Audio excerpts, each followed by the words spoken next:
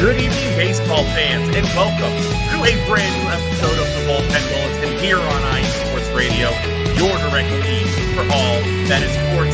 Tonight we have a ton of baseball to talk to you. First, we start with our hot topic, Riley Green making history for the Tigers in a blowout win with an impressive ninth-inning performance. We're going to talk about what he did and how significant of a feat it is. It doesn't happen very often, folks.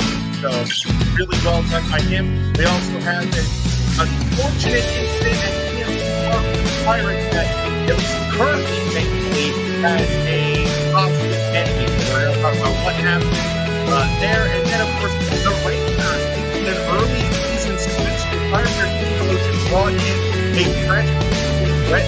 We're going to talk about what that means to the team and how to help them recover from what has been a kind of a middling start for them. Although not as good as any of us predicted, for sure. We then, of course, have to get to our live score update. Of course, Tuesday night, we've got baseball going on right now. A lot of games all over the league, good ones and most of the ones that are just not so good. So we're going to take a look at what's going on live. We, of course, have to review our hot team for the week. A couple of teams getting really warm here as we get to the warmer months now that we're in May. Also, of course, our upcoming series will walk this upcoming weekend. Always good ones, always great stuff to see. We have our college baseball check-in as college baseball season begins to head towards its final week. And college softball as their regular season has concluded. And now we are on season tournaments, so we're going to take a look at our teams there. And, of course, we have to end our all-round time segment where we pick a hot topic that's burning in our brain, and we talk about we just kind of maybe around the time section. We've got all of that and coming up, all of that coming up on the Bulletin Bulletin here on IE Sports Radio. You're all that is sports. We've got a good sports conference, and we'll get right to it.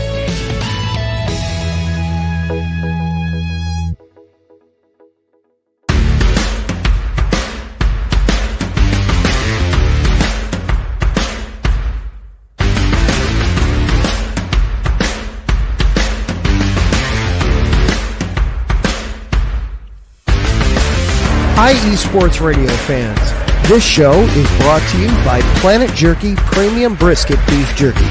Planet Jerky is the official jerky of the 2022 California League champion Lake Elsinore Storm, Single-A affiliate of the San Diego Padres. This all-brisket jerky has gluten-free options, contains no MSG, no sodium nitrate, is low in sugar, and high in protein. Go to their website at planetjerky.net and follow them on Instagram at Planet Jerky. Planet Jerky, the jerky that's on a whole other planet.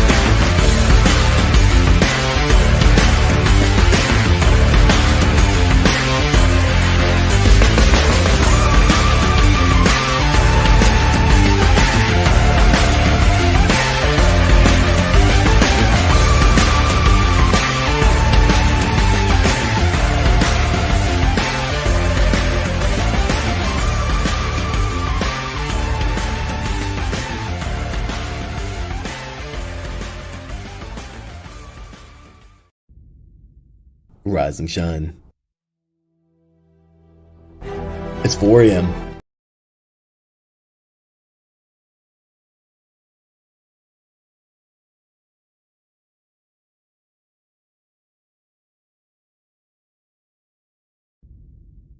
Rise and shine. It's 4 a.m. The stars are still out. The sun is beneath the horizon, but it's time to punch in and go to work. The comfort of your warm-ups turns into the grinding out of your reps as the clinking and the clanking of the plates create a symphony of euphoria. There's no other feeling like it. Earn it, burn it, and take what's yours.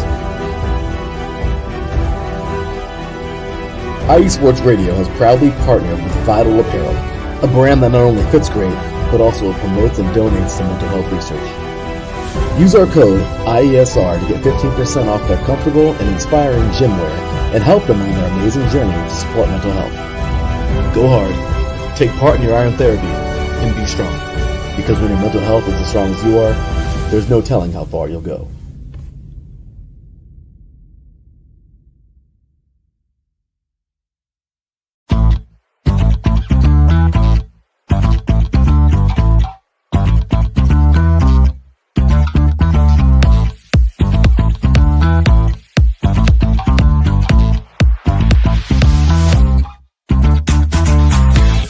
Hey there, IE Sports Radio fans. Be sure to check out our sponsor, Seal the Deal Wax Seals by Cecilia B. You just finished your very own wedding or baby shower invitations and you're looking for that extra special touch? Maybe you just wrote a letter to a relative or a friend and you want to add to their smile when they receive it. Then seal the deal with Cecilia's handmade sealing wax stamps for your invitations, letters, and gifts. You bring the deal, we'll bring the seal. You can find them on Instagram at sealthedeal_wax stamps and on Facebook, Seal the Deal Wax Seals.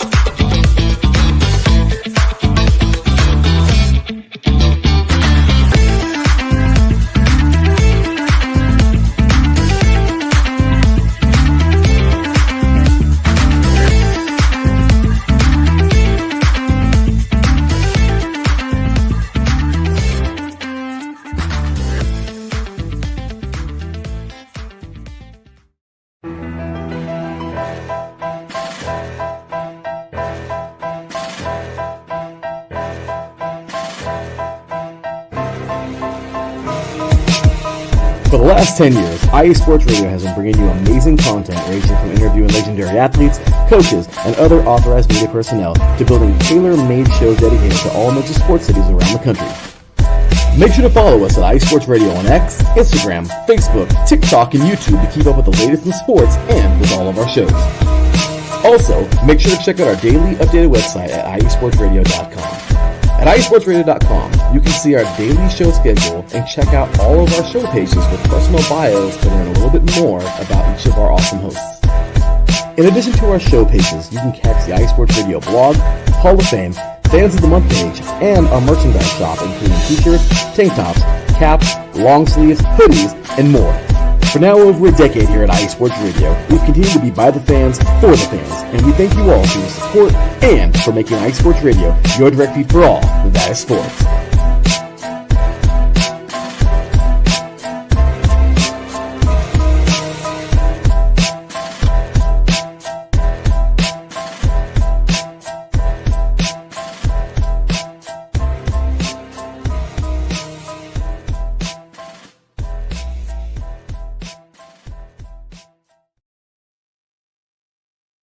And welcome back to the Bullpen Bulletin here on IE Sports Radio, your direct feed for all that is sports. Once again, shout out to our sponsors, Planet Jerky Premium Brisket Beef Jerky. Jerky that's on a whole nother planet. Go to planetjerky.net to get yours today. Vital Apparel, a brand that not only fits great, but donates and promotes mental health research. So use code IESR on their site to get 15% off. And of course, Seal the Deal Wax Seals, custom wax stamps. Go to Instagram at sealthedeal_wax stamps to check them out. And of course, you can follow all of us. If you're a big fan of the show, do follow us on X at BP Bulletin_IESR for the main show page. You can also follow us individually. You can follow Ricky at Rickinator555. You can follow Alden at the AZTRL. And you can follow yours truly at Let's Wine_IESR. Guys, let's get right to it. There is way too much baseball to talk about to waste any more time. First of all, we got Ralph in the chat room, the host of the Yinzer Report, our Pittsburgh show. Interesting question. I don't know if we want to sit here and answer it, but except for Ohtani in the National League and Judge in the American League, who are your MVPs so far? That's a great thought question. Ricky, do you have a 30-second thought on this? Who are your MVPs so far? So the AL, besides Judge, I would say Cal Raleigh. We talked about him last week for the Mariners. He's got 12 home runs, tying Judge and Kyle Schwarber. Probably one of the real reasons Seattle is up the top of the AL West. And the NL, gosh, to me, I don't even think Ohtani is the favorite right now. I think it's either Tatis or Pete Alonso. I mean, Pete Alonso is absolutely raking, but I would Lindor could be there too. I guess if I had to pick one, I would probably say Tatis right now. I mean, he's killing at the top of the lineup for San Diego. Yeah, no, I was thinking Tatis as well. That's one of my picks. Alden, what are your thoughts on that? You have any early favorites outside of this duo? Yeah, well, obviously Judge is the favorite right now. I take him over any AL or NL player, but since it's by conference, for the NL, I guess to name someone other than Tatis or Pete Alonso, I'd say Corbin Carroll's up there too. This isn't me being biased. He's already in double-digit home runs, leads the team in stolen bases, and has an OPS of 950 so far, which is top 5, I believe, in the MLB. So he's up there as well. I do like Bobby Wood a lot so far. I know he's not the biggest home run hitter right now, but once his batting average gets up, that really gets the Royals offense going, which is something that we talked about the Royals. We know their pitching was going to be good, but it's the offense that's the question. When he gets going, the Royals offense gets going. So I'd say Bobby Witt and Corbin Carroll are up there too. Oh yeah, absolutely. Yeah, Carroll's having an amazing season. Witt's doing well. I would say Tatis would be my other favorite for the NL, and I'm gonna be an odd one. I'm gonna give an off the wall one. Is it weird for me to think a pitcher could also have an argument for the American League MVP? Because there's another guy in the Yankees that's having an amazing start to the season as well. I think you could make a fair argument for Max Fried. I know obviously you've got the Cy Young Award, but to me, he is been one of the best players in the American League also as well. So I would throw a shout out to the pitchers. I know they have their own award, but I think he might actually be Judge's closest competition, his own teammate. All right, but let's get to it with our hot topics for the week. And we're going to start off with a little bit of history. Last week, we talked about Eugenio Suarez making some interesting history for the Diamondbacks. Sorry, Alden. But this week, we have a much more positive home run related history for Riley Green of the Detroit Tigers, becoming the first player apparently in Major League history to hit 2 home runs in the 9th inning. Ricky, what do you think of this feat? This is certainly an incredible one. That's one of those feats, honestly, you don't see that often. Normally, we all remember like the 2 grand slams in a game and stuff like that, but you never get 2 in the same inning, especially in the 9th inning, because you just rarely see those big 9th innings, even though you would think more often than not it could get out of control. But Riley Green has been interesting. I covered him when he was drafted, when Staten Island was a team. Connecticut was, of course, the Tigers team where the draft picks would go, and everyone was loving what Riley Green could do. This week, he took home player of the week, 464, 4 homers, 8 RBIs. And when you look at the Tigers right now, I think you can make the case the Tigers are the best team in the American League. And a lot of that is because of Riley Green, this Tigers offense that's starting to really pick it up. We talk about Tarek Skubal, and we talk about what A.J. Hinch does with these pitchers. The Tigers have a plus 63 run differential. That's the best in the AL. And it's because of guys like Green starting to find their potential. We look at what Torkelson's been a nice surprise. Javi Baez has come out of nowhere and been pretty good in center field. Gleyber Torres is playing well. So the Tigers are a good all-around offense, and it's good to see Riley Green kind of recognize that potential and really blossoming to start the year. Yeah, for sure. Absolutely. For a little bit of context of this feat, by the way, this game was tied at 1. This is against the Angels. This game was tied at 1 entering the 9th. And I believe it was Green's first home run is what started the rally. Yep. Green's first home run started the rally, and then his second home run ended in 8th inning, or an 8-run inning for the team. Alden, what do you think about this? Is this like what level of feat are we talking here? Yeah, I kind of was surprised that that's never happened before. I mean, I figured some point in olden history, there has been a recorded case of this before, but no, this was the first time. And this game was it was a pitching duel too. Obviously, Schoolboo was pitching in this game. I believe he went 6 or 7 innings, only gave up a run.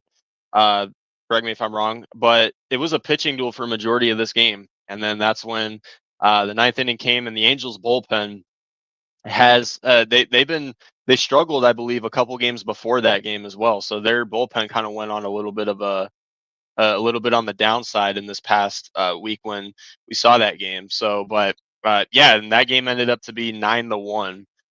because of that. So, and yeah, Riley Green, and not just Riley Green, but the whole Tigers team, they've been interesting this season. Originally I picked this team to finish third place in the division, and they might actually win it, or they're 9 games above 500 right now, so they're off to a good start. Still early in the season, well, not quite, but still somewhat early in the season. But this team is definitely interesting. Riley Green's been pretty interesting this season overall. If the Tigers' offense can keep it going, then they could make a really good case for this season. Absolutely. I think one of our concerns about the Tigers in our division preview was that offense, and the fact that the offense has been able to keep up with the pitching is excellent. And you were right. 6 innings, 1 earned run from Scooball, another masterpiece. He is just pitching. He's picked right where he left off at the end of last year, in terms of the pitching. Next, we move to a rather interesting moment.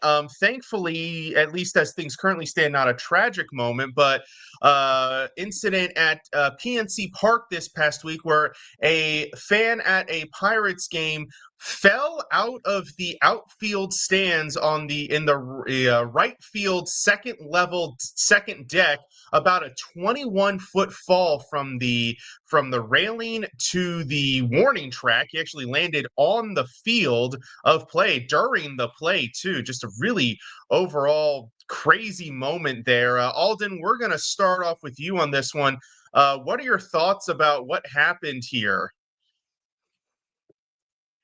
Yeah, I don't know what it is about the PNC Park, but I feel like I've been seeing a lot of bad in that stadium lately. I saw a video of a fan getting into a fight with an usher earlier today, and and obviously this happened recently, so I don't know what it is about PNC Park, but yeah, just an unfortunate event that took place. It was obviously, like you said, the wall was 21 feet high, which is crazy for someone to fall from, but it's definitely a great sign of relief that he is now walking at least, or took his first steps. Uh, I believe his close family said that he still has a long way to go, but the fact that he suffered a broken neck and a few other things too, I can't name them off the top of my head, but a broken neck on top of all of that, and so far it sounds like he is recovering pretty well, is a good miracle.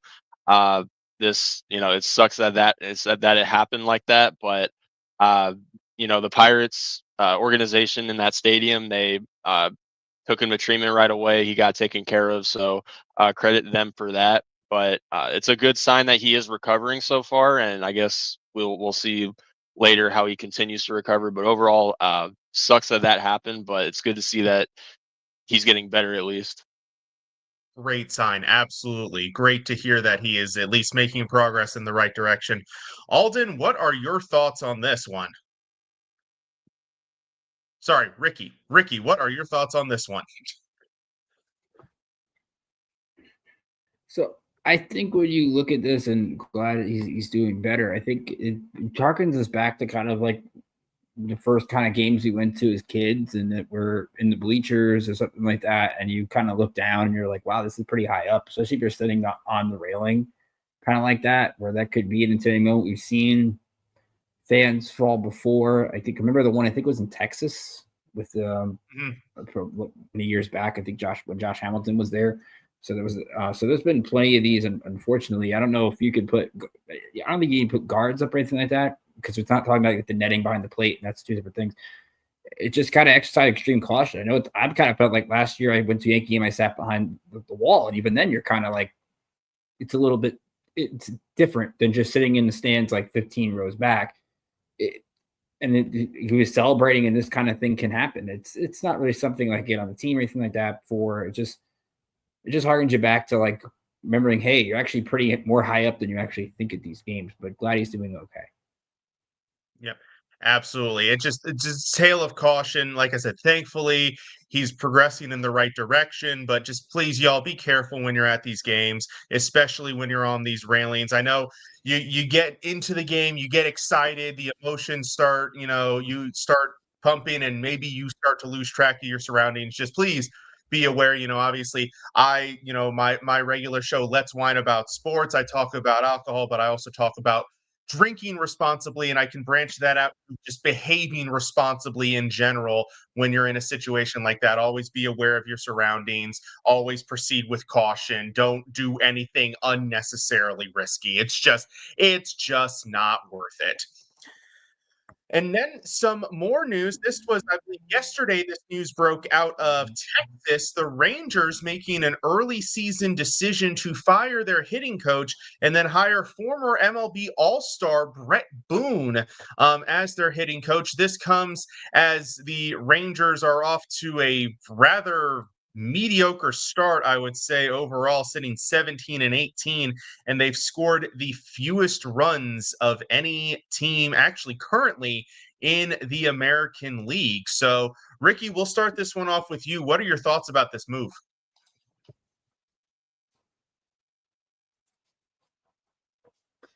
Well, I think you look at Bruce Bochy. He's trying to get his spark going with this team. They've already another move they made this week was they DFA'd Leody Taveras, and Leody Taveras actually signs with Seattle. So you have former Mariner becomes a Ranger, former Ranger becomes a Mariner. Bruce Bochy's trying to get a spark. You mentioned Texas with runs. Their batting average right now in the AL is 234. There's only 3 teams worse than them in the American League. You look at them from a hits perspective, it's not that much better right now in the hit production. They're 11th in the AL at 270, about the 4th or 5th worst. The U.S. Ranger team where Seager's battled some injuries. He hasn't been the same player. And I think you look at Texas as a group, you want to see Adolis Garcia do a little more. You want to see Jock Peterson do a little more. You want to see Wyatt Langford do a little more. And I think right now it's just maybe it's a wake-up call for this team that has a lot of expectations. I mean, you look at the AL West right now, it's pretty wide open. I mean, we would have thought going into first month of the year that Seattle and whatever we're calling the A's are playing a series for first place in the division. So Texas has the talent. I think they're, like we talked about, the Tigers were going to be the team. We were more the hitting than the pitching. Rangers, I think we were more worried about the pitching than the hitting. And Texas had some good pitching performances, but they're, as a team, their WRC plus is 85. And usually you're looking for about I know OPS plus is 100, but that's probably around the same thing. So we'll see what Boone can do. He's been with the A's before, and teams that have hired a Boone have done okay in the past, at least with the Yankees. So we'll see what happens with the Rangers, and maybe this gets them going a little bit. Yeah, we'll see. I mean, hey, look, like you kind of noted, their numbers are already among the lower in the league. So suppose technically, yes, they could get worse, but I would doubt that you could probably say the statement couldn't get much worse than where they already are. Alden, what are your thoughts on this move? Yes, obviously something needed to happen in Texas. I think when I look at this firing move, I first look at what the Rangers did in the offseason, and they acquired a lot of offensive players that can really help their hitting. They gave Jock Peterson $50 million. They traded for Berger. So their batting lineup has a lot of talent on it. And, I know Adolis Garcia is not having his best season. He's batting 220. But when you have as much power capability in your batting lineup as you have, and you're scoring 1 run in several games and this and that, and your batting average is that low as a team, then obviously something is going on there. So obviously a move needed to happen, and this was the move that they made, and they replaced their hitting coach. But I think that it's a lot more so of the players as well, because there's there's like 5 guys on the Rangers who are batting over 280, and I think the rest of them are batting below 250 as well. So yeah, you can blame the hitting coach all you want, but at the same time, it's the players that are. And I've caught a couple Rangers games as well, and what I see is that when the pitchers throw the breaking balls, especially that, they swing and like this. They've been a team that strikes out a lot too. So hopefully now that they have a new coach in there, a new guy in there who the players can get used to, we'll see if it improves. But yeah, the thing that I can conclude with this topic about the Rangers is they're only 35 games in, and the American League is wide open right now. Like, had the Rangers been in the National League, I'd say, yeah, you probably have something to worry about with the amount of teams that are doing really good in the NL right now. But you're in the AL, your division is still wide open, the whole conference is still wide open. You're only 1 game below 500, so we're not at that point yet where they should hit the panic button or anything like that. So, but we'll see how Brett Boone turns the hitting stats around. But overall, I just think it's the players as well, because there's a lot of guys who are not having a good year right now on the batting average. Yep.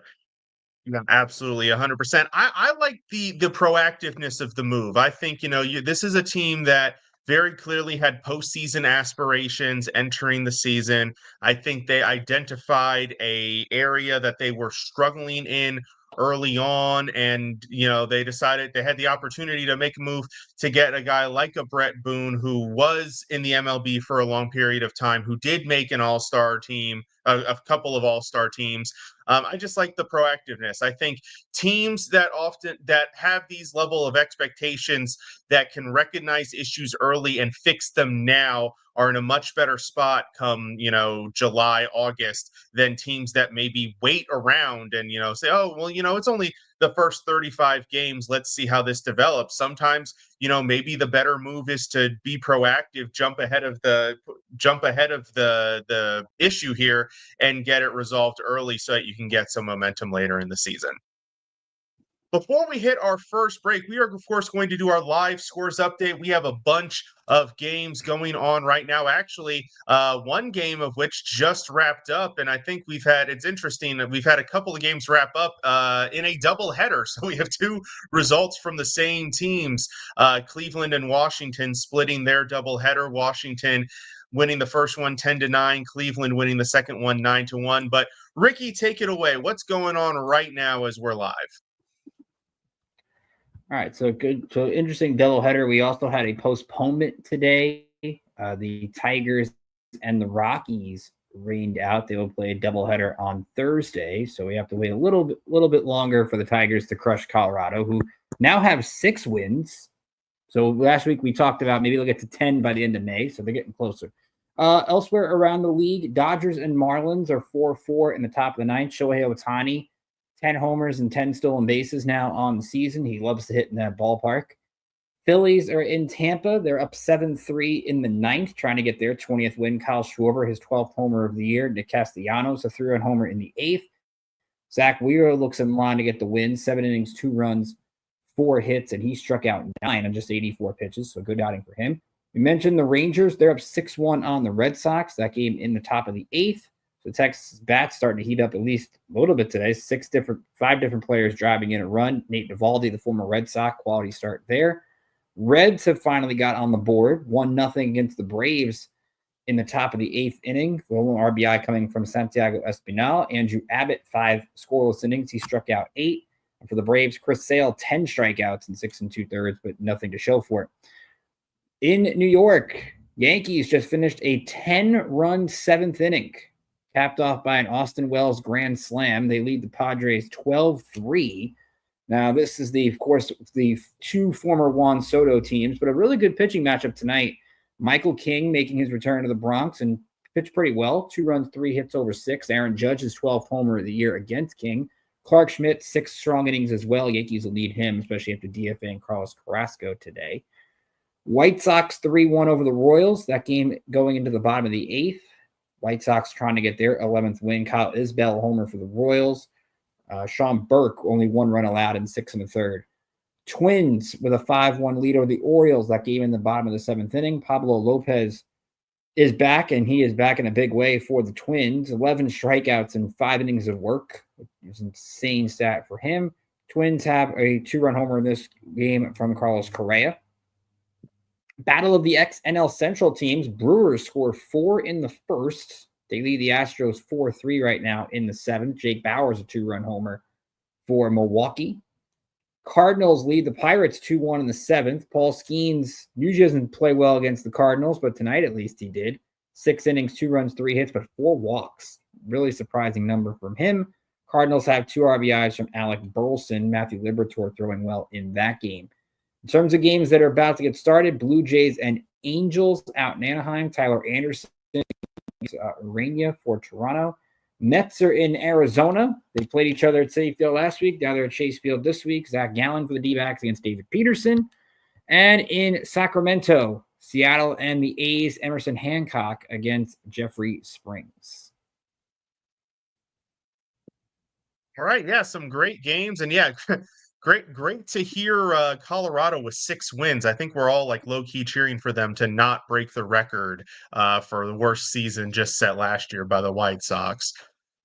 We're going to go ahead and take our first break of the evening, actually, probably our only break of the evening here.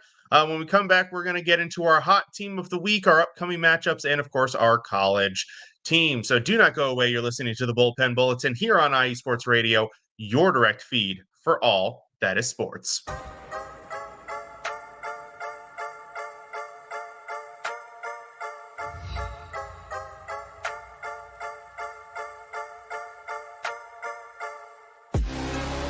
What's up, Wisconsin sports fans? I'm Dan, diehard Baholic, host of the Wisconsin Whistle. Check us out every Wednesday at 6 p.m. Central, 7 Eastern, 4 Pacific.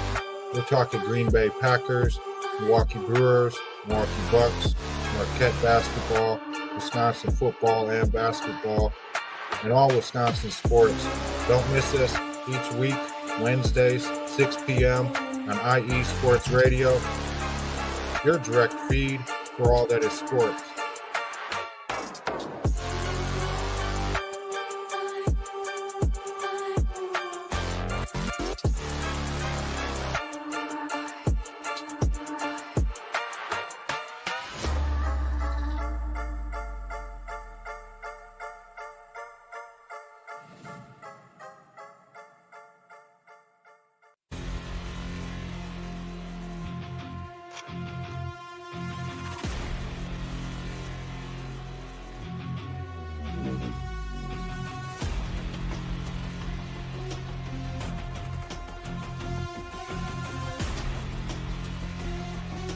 What's up, Pittsburgh?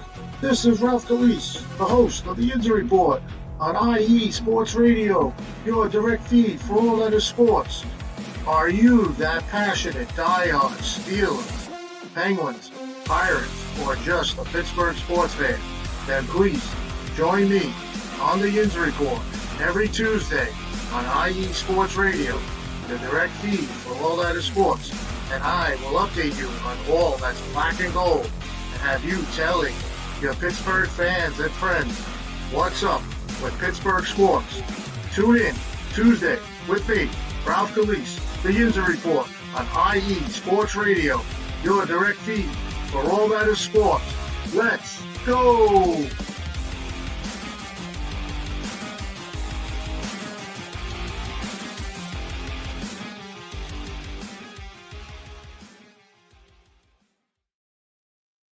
And welcome back to the Bullpen Bulletin here on IE Sports Radio, your direct feed for all that is sports. It is now time for our hot team of the week. We're going to take a look at what teams we think are on a roll as we complete this fine Tuesday. So, Alden, we're actually going to kick this one off with you, sir. Who is your hot team for the week? I'm going to go with the Royals. I think they've been a team that has picked it up a little bit after having a mediocre start to the season. They've won 12 of their last 14 games. They currently trail the White Sox right now 3-1, but 12 of their last 14 games, they're climbing back above 500 and climbing back up in the division now. I know the Tigers are competing up there as well, and the Guardians, of course, are always competitive there. So it's important for the Royals to take advantage of their schedule. They haven't played the best teams, so now is a good time for them to get the bats going. They did recently take, I believe, 2 out of 3 on the Orioles as well.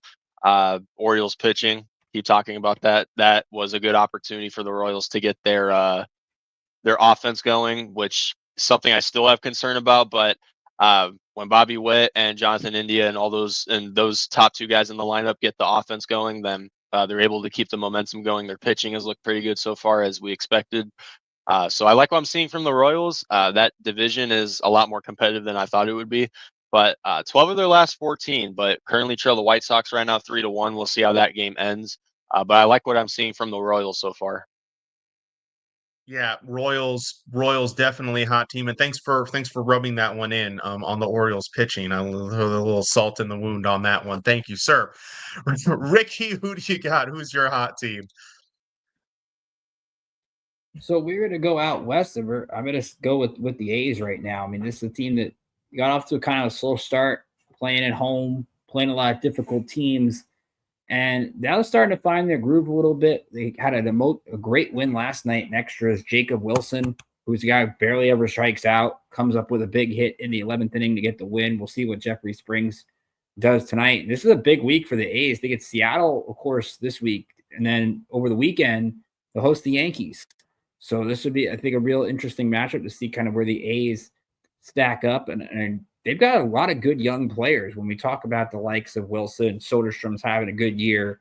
And they had a pitcher make his debut the other day, Gunnar Hoglund, out in Miami. And Hoglund, who is, of course, was a first-round pick of the Blue Jays back in 2021. He threw 6 innings, 1 run, 6 hits, struck out 7. So if Hoglund's going to join that rotation, when you look at Sevy and Springs and Mitch Spence, we've seen J.P. Sears do some things. Of course, they've got Mason Miller in the 9th inning, although he gave up a big hit to Kyle Stowers the other day, that walk-off grand slam. But outside of that, I mean, I think if you told any A's fan right now and you look at the West, and we're, again, at early May, but they're right up there in the division, I mean, a lot of us thought that whatever we're calling the A's could be a surprise team this year. It's going to be good to see where they stack up by this time next week.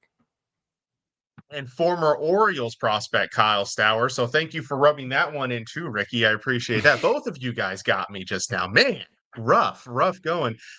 For me, I'm going to go with the Dodgers. Look, they're 8-2 in their last 10. Yes, admittedly, okay, yeah, they were against, the Marlins, who aren't, and the Braves, who admittedly are starting to get a little bit of a roll going, but still have not quite caught up in their momentum. And then, of course, the Pirates as well. But look, I mean, just this team has suffered a handful of injuries.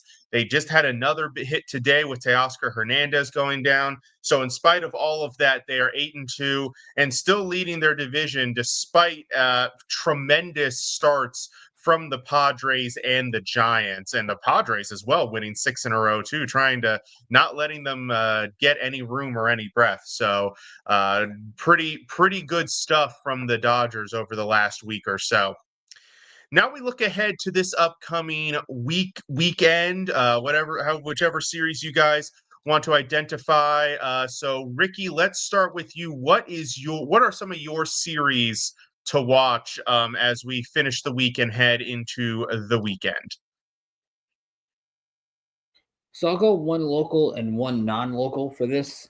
For me, with my non-local one, I'm going to actually go to Cleveland, Phillies and Guardians. I think the Phillies is interesting. You look at the way Cleveland's playing. Jose Ramirez is one of those players kind of in that MVP conversation, what he's been able to produce. And the Guardians have been able to make up for the kind of lack of starting pitching and the struggles from Clase. So I think that'll be a fun interleague matchup. Phillies have had a lot of an interleague this week. But here locally at Citi Field, Cubs and the Mets are going to be fun. Cubs are the only team we didn't get to earlier. I don't know how that slipped through, but they're losing to the Giants right now, 5-3 in the 8th. Justin Verlander trying to get his first win of the season, which is crazy. We're in May and Justin Verlander doesn't have a win. But the Cubs, again, they're a really fun story. Great offense. They took a big hit, though, with a pitching injury to Shota Imanaga. Of course, Steele still being out as well. So we'll see if the Cubs have some pitching to kind of make up for that. And you look at the Mets side of things, Lindor's been playing well. Pete Alonso's been playing well. But the Mets have hit some injuries too. Jesse Winker is going to be out 6 to 8 weeks with an oblique. A.J. Minter is out for the year. And it's the Met team that's getting pitching, but they're not getting innings from the pitching. Griffin Canning has done well, but not going deep. Tyler McGill, not going deep. And you kind of saw it last night, as Alden can attest to. Daniel Nunez comes in a 4-run game, and all of a sudden it's 5-4. So they have to find a bridge to end with Diaz. We'll see if they do. Plus, it's Pete Crow Armstrong to turn to Citi Field, and he's probably the favorite for NL Rookie of the Year right now. And you consider the Mets traded him away for Javi Baez years ago. So that should be a fun Pete Crow Armstrong reunion at Citi Field. But two teams that I could see as being a playoff matchup in October leading up this weekend. Yeah, the Pete Crow Armstrong return. It's crazy to think that he still counts as a rookie. I feel like we've been talking about him for at least a couple of years now, but I guess he hasn't accrued enough time yet. Alden, let's kick it over to you. What are your matchups to watch for this weekend? I might as well stay local with this one. So the Dodgers travel to Chase Field for a 4-game series to take on the D-backs. I really like the pitching matchups that the D-backs are going to have for this series. They're going to have Brandon Pfaadt, Eduardo Rodriguez. Corbin Burns is coming back from his shoulder injury on Saturday to play the Dodgers. And then they may have Zach Gallen for the last game. So a lot of good pitching opportunities for the Diamondbacks in this series. And then, of course, for the Dodgers coming off of a good series against Miami. Last I checked, they're still tied 4-4. We'll see how that series ends. But soon they'll be and it's a 4-game series too, so it would be a good time, especially with the Diamondbacks having a tough schedule for the next stretch or so. They've played the Mets in 2 series this past week now, so that was just the beginning of a tough schedule. They also play the Giants later as well, so take advantage of every tough opponent that they get as well.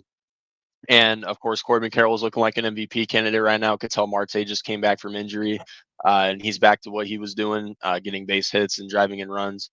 My concern though so far is they have 3 players batting under 220, so we'll see if they can get to the Dodgers pitching in this series, and we'll see if they can respond well. But yeah, 1 game above 500, so against the Dodgers, who were double-digit games above 500, would be a good opportunity to really get back in the division here. But I like that series as well.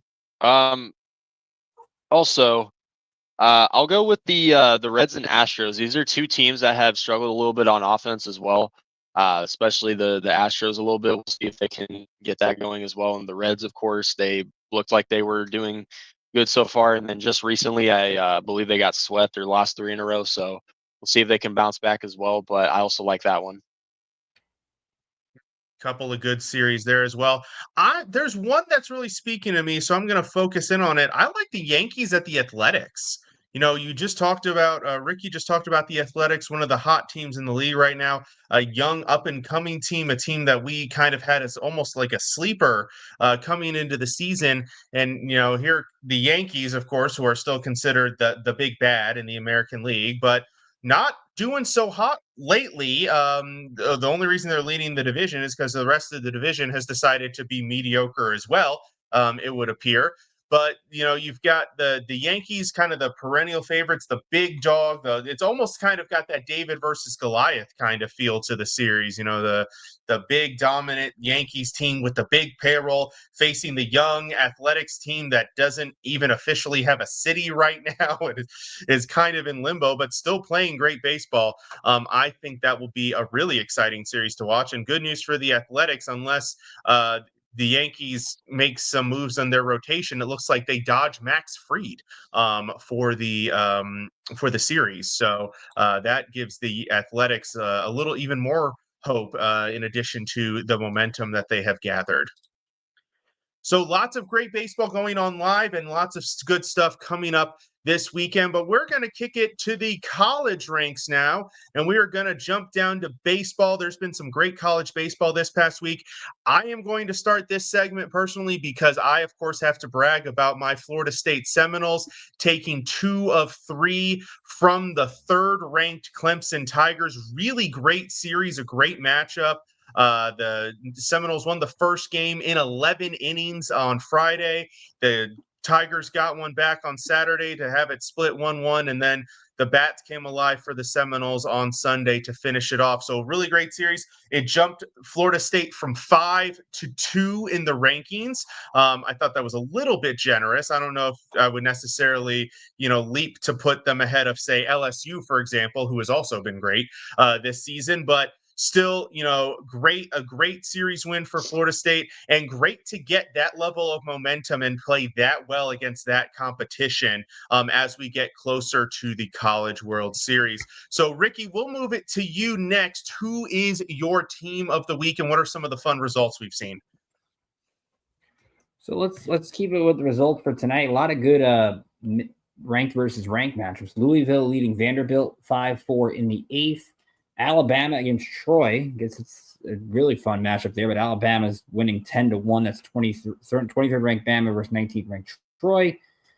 Finals, Coastal Carolina, number 14 in the country, beats number 9 Clemson 5-3. That's your ranked versus ranked for the evening. Couple intriguing. It's USC against UC Santa Barbara, should be a fun one. But I'm gonna keep it in Florida, but we're gonna go from Tallahassee to Coral Gables. Miami is a team that's kind of played themselves in the NCAA tournament picture. They've won 5 straight ACC series. They've won 10 straight games overall. And they have a player, an infielder by the name of Daniel Cuvet, who is playing outstanding right now. He's just a sophomore, but he's hit .412 with 5 doubles, 5 homers, and 20 RBI in the last 10 games for Miami. So when you look at the Hurricanes, a team known for baseball tradition, right now they're 14-9 in the ACC. I think they're going to be a real intriguing team when they get to Durham. They took on NC State this week and absolutely dominated in that series after we talked about the Wolfpack playing well against Clemson a week ago. So keep an eye on Miami. They've got some really strong lineups there in terms of weekend series. You got Vanderbilt and Tennessee, which is going to be fun. NC State, North Carolina should be a good match with Georgia and Alabama. So we're getting to the nitty gritty. Florida at number 1, Texas. So then Arkansas and LSU 7 versus 3. So some good matchups as we're just a couple weeks away from baseball conference tournaments. I think 2 weeks from now. Some great matchups coming up ahead for sure. Alden, who you got? Yeah, I'm going to go with the Georgia Bulldogs. This was a team that went from 9th to 6th, and they've recently won their last 6 games, and they haven't allowed more than 3 runs in 5 of those games. So the pitching is getting right at the right time as we get closer to the SEC tournament here in 2 weeks from today, I believe. I also wanted to point out they're playing Alabama. In a few days, they start a 3-game series against Alabama, and Alabama recently dropped a few places in the rankings. So the good old SEC rivalry of Alabama and Georgia will be coming back in a few days. And this would be a good opportunity for Alabama to at least win this series, climb back up in those rankings before the tournament as well. And Georgia's bats too. They've in a lot of the games that they've won, they've scored a lot of runs, but the pitching has also given up quite a lot too. So, but in their recent win streak, they've been able to keep it consistent lately, and their bats continue to do pretty good. But the Georgia and Alabama series before the tournament is something to look forward to as well. And we'll see if Georgia can keep climbing higher in the rankings. In the span of last week, they've climbed 3 spots. So we'll see if they can keep that win streak going and climb a little bit higher. Yeah, absolutely. And it just more great baseball from the SEC. What else can we expect? What else can we expect at this point? Moving on to softball here. Ricky, who is your team? By the way, big week coming up. We're into the postseason tournaments, the conference postseason tournaments, and they are all basically starting today or tomorrow. So, Ricky, who are you looking at as we head into, I guess you would call this conference championship week? So the only tournament right now that has gone underway in terms of the major 4 is the SEC out in Athens. Georgia beat Kentucky 8-0 in 5 today. Ole Miss beat Missouri 1-0, and Alabama beat Auburn 3-2. So some good pitching performances from Ole Miss and Alabama to win those matchups that they were favored in. But when you talk about the SEC with baseball, the SEC and softball is going to be even tougher. You got Ole Miss and Florida as a second-round game tomorrow, and those are 2 ranked teams. Alabama, South Carolina being another one. ACC, I think, should be fun, especially if we talk about Florida State. We talk about Virginia Tech and Clemson. Some good squads there. Big Ten, especially now at UCLA and Oregon. So getting those starting to get into postseason play, it's great. I'm going to go to a player that we've gotten a shout-out personally from on our X account, which is great. Maya Johnson from Belmont, and I've talked about her all year. To me, I think she's one of the best pitchers in college softball, and Belmont didn't even win their conference, and this pitcher is this good. Maya Johnson, again, she, for those who are new to the show, redshirt junior, she's a lefty. She just played against Indiana State the other day. This is on Friday. 7 scoreless innings, 2 hits, and she struck out 18. Keep in mind, you got to get 21 outs in 7 innings. Strikes out 18. And we were going over the numbers for her regular season at the beginning before we hopped on here. 179 innings. She has 320 strikeouts and only 17 walks. She has struck out at least 17 batters in a game 3 times this year. She's got an ERA right now, I believe it's sub-2, 22-4. On the year. So I'm hoping Belmont wins the Missouri Valley so we could see maybe Maya Johnson spoil a regional. That would be pretty cool. So shout outs to Maya. She's pitching well, and she is consistent start in, start out, 320 strikeouts, a heck of a season. That is absurd. And for context, I think the most strikeouts in an MLB game so far this year, I believe, is still 13. I don't think anybody's broken 13 yet. And they get 9 innings to do that. So, well, obviously, most pitchers don't go 9 innings, but plenty have gone 7 and 8 innings and not gotten to 18. That's just absolutely incredible. Alden, who is your softball shout out this week? Yeah, so I know you guys talked GCU last week, but since I wasn't able to, I got to give my 2 cents on that. They've won 20 games in a row. They haven't lost a game since the end of March. So they're getting on. They've stayed on fire right at the right time before the tournament. A lot of the games that they've won too, it's like a lot of the games they score double-digit runs and the game ends earlier, like in 5 or 6 innings. That's literally how it's been for GCU so far, and their pitching has stayed consistent so far. And as a team, their batting average is over 350, and they have a gauntlet of slugger percentage on their team as well, so they can score runs, and their pitchers have been staying pretty good as well. But overall, they recently, in the past few series that they have, there's always been at least one game where they've scored double-digit runs, and their pitching, when their runs get going, their pitchers go out of the game after scoreless innings as well. So GCU continues to dominate, and 20 games in a row. So in the rankings, they just hit it recently as well. I feel like they deserve to be higher at this point. That may be me being biased, but 20 games in a row, you can't joke about that. So I like what I'm seeing from GCU so far, and we'll see how they do in the tournament. Yeah, you absolutely cannot joke about 20 games in a row, that's for sure. I am going to give a quick shout out to Virginia here. The Cavaliers just this past ranking snuck into the top 25. They've been playing pretty solid softball all season long. Some ups and downs that have caused them to drop low.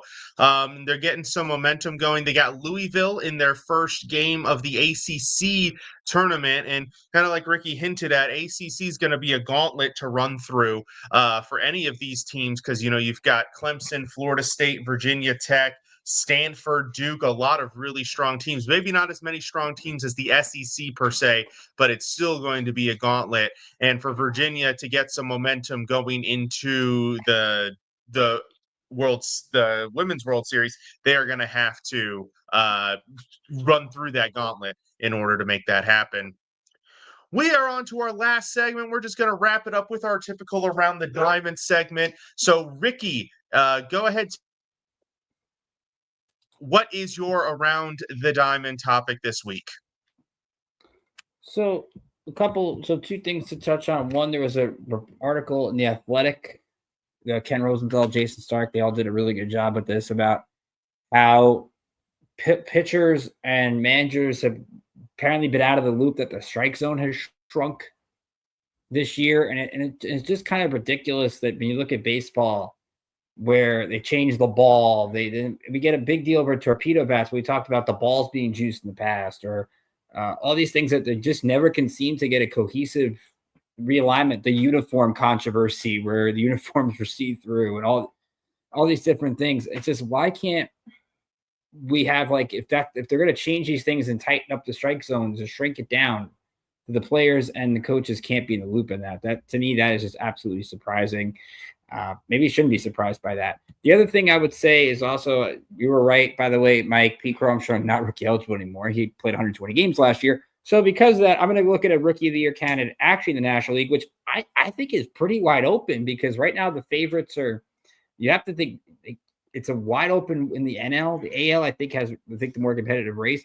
But I'm going to shout out a Marlin, Agustin Ramirez. He's a player that he came over from the Yankees system in the Jazz Chisholm trade last year. He homered last night. He's got 4 home runs on the season, but keep in mind he's only played in 12 games. So the Marlins are looking for some guys that could probably be the bright spots of their future. We know about their past with JT Realmuto. I'm not saying Agustin Ramirez is going to be JT Realmuto, but he is definitely off to a nice start, 10, 11 games into the year. So I think he could be a definite bright spot for the Marlins in their future. It's a great shout out. You not a lot of people talk about the Marlins for, a variety of reasons. So it's always good to give a shout out to their guys when they're playing really well. Alden, what is your around the diamond topic for the week?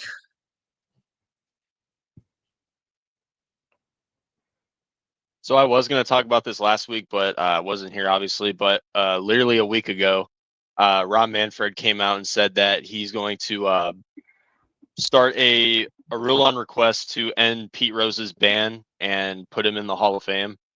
And I know this is something that should have been done a long time ago, but I just find it very kind of messed up that they're just now thinking of doing this after the guy passes away. It's kind of like it was like a life term or something like that, and now they're finally gonna do what everyone wants Manfred to do. So just feel like that's another classless act by Manfred, and the guy who has over 4,000 hits, most hits of all time. Like, by the time all three of us die, nobody's ever gonna pass Pete Rose's hitting record. So it's like you waited till he passed away to finally have a possibility of overturning his ban on gambling, which the only thing he gambled on was his team winning. So I mean, we've seen players in the past do worse, and they're still in the Hall of Fame. So it's like, at the end of the day, I found that kind of messed up. But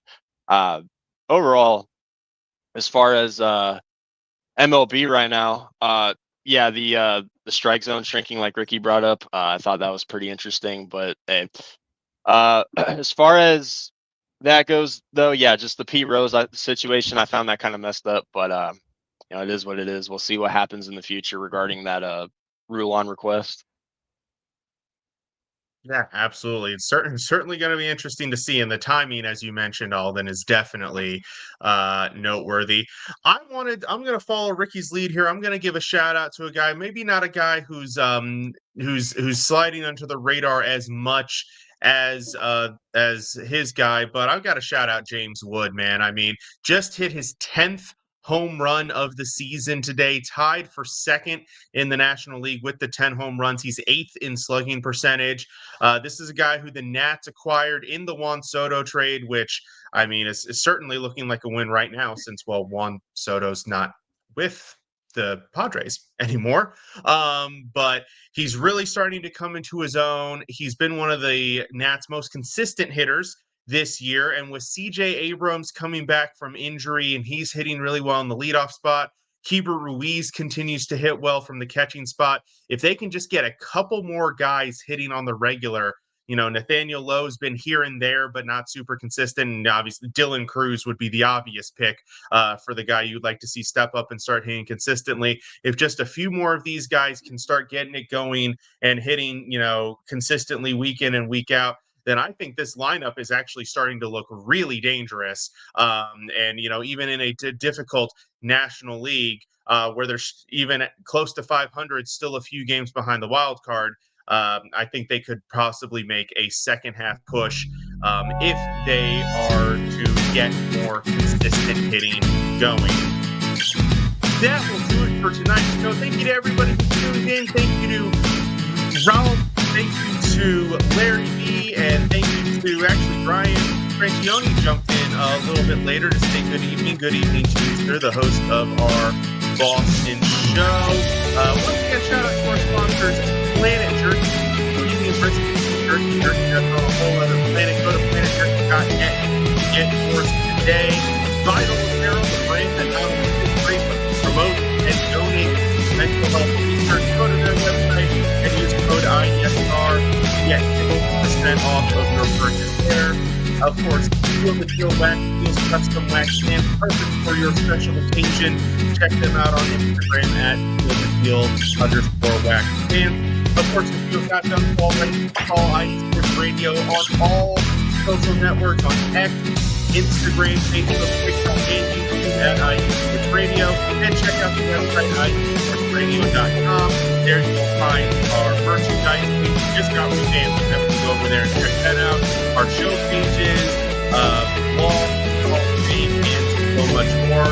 And of course, if you have not done so already, please follow our show on X at BP Bulletin _IESR, and you can follow us individually. You can follow Ricky at Rickinator555, Alden at BAZTRL, and yours truly at _IESR.